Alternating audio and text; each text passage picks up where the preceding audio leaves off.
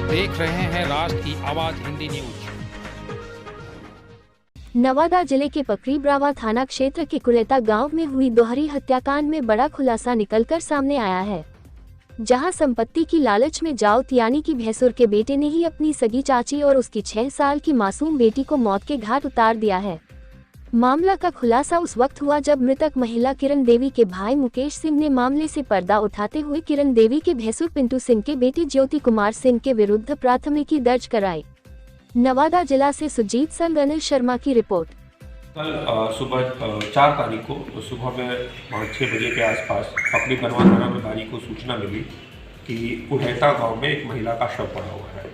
तुरंत ये लोग पहुंचे वहां पर। पता चला कि एक महिला की गला दबाकर हत्या कर दी गई है और लोकल लोगों से ये भी पता चला कि एक 6 साल की बच्ची जो है मिसिंग है।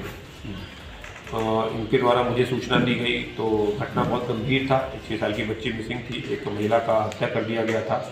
तो एसडीपीओ पकड़ी वर्मा के नेतृत्व में मेरे द्वारा तुरंत एक एसआईटी का गठन किया गया और इस कांड का उद्भेदन करने के लिए बोला गया।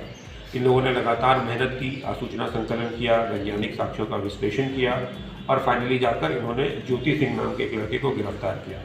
ज्योति सिंह को गिरफ्तार करने के बाद जब इससे पूछताछ की गई तो इसने बताया कि हाँ, इसने हत्या किया है।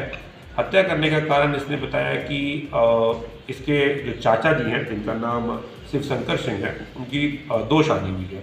पहली शादी जिस भी औरत से हुई थी उन्हें उसने छोड़ दिया था और उसकी दूसरी शादी जो है मृतिका से हुई थी। मृतिका का नाम किरण कुमारी है। किरण कुमारी की भी यह दूसरी शादी थी। उसके पहले पति की मृत्यु हो चुकी थी एक्सीडेंट में और उसको पहले पति से 2 बच्चा था। एक हर्ष नाम का लड़का है जिसका उम्र 8 साल है और एक मानसी कुमारी नाम की लड़की है जिसका उम्र 6 साल है। तो ऐसा लग रहा था कि अब मुझे अपनी संपत्ति शेयर करनी पड़ेगी, मुझे ज़मीन का बंटवारा करना पड़ेगा। 2021 में जब कोरोना का पैसा आया था तो उसे भी इसे बांटना पड़ा था और इसका कहना है कि गांव में लोग इसे ताना मारते थे कि तुम्हारे घर में किसी दूसरे का बच्चा आ गया है, क्योंकि वो उसके पहले पति का बच्चा था। इसलिए ज्योति सिंह और इसका परिवार जो है वो किरण कुमारी और उसके दोनों बच्चों को पसंद नहीं करता था।